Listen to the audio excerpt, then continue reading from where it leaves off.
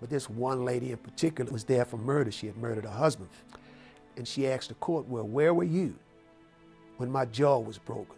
Where were you when I was hospitalized with my ribs fractured? Where were you all the times that I called about this man? And so now, in this ultimate act, you're trying me for doing something that any normal person would do. And even though she showed remorse for the act in and of itself, but she asked the court why it was that they couldn't understand why the act occurred. And it was really, really mind-blowing. Project is to focus on a play written by women serving life sentences at the Maryland Correctional Institute for Women. The point of the play, as is this project, is to help young women make better choices than they made. It's also about writing and what writing does, what writing can do for the writer as well as the reader. And so they began to write, and they wrote their fantasies and their hopes, their dreams.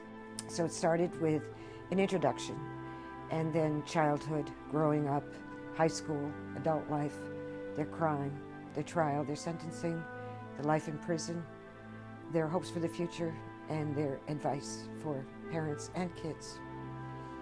Now they wanted to reach out to young girls, and they did. To give the play greater impact, we decided to involve the outside community. How great would it be to give college actors a challenging role to play? As part of the research, the actors will have to travel to the House of Corrections.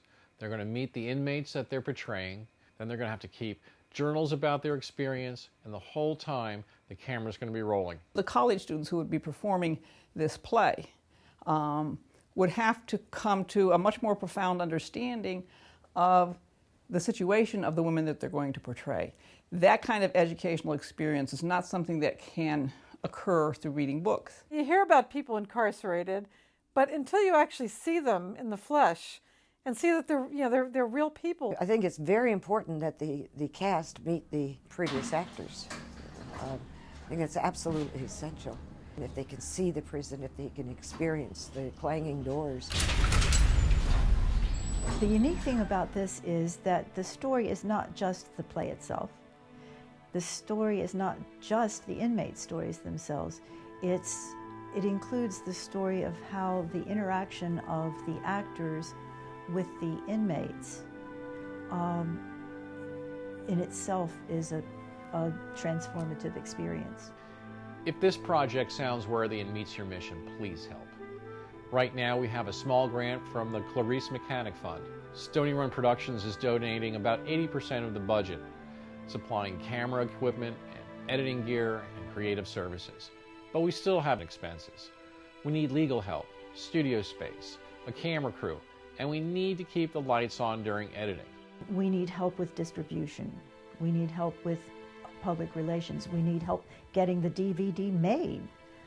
We need help with publishing a companion print piece that will accompany the DVD for use in classrooms, in conferences, church basements, social activist groups, writing groups.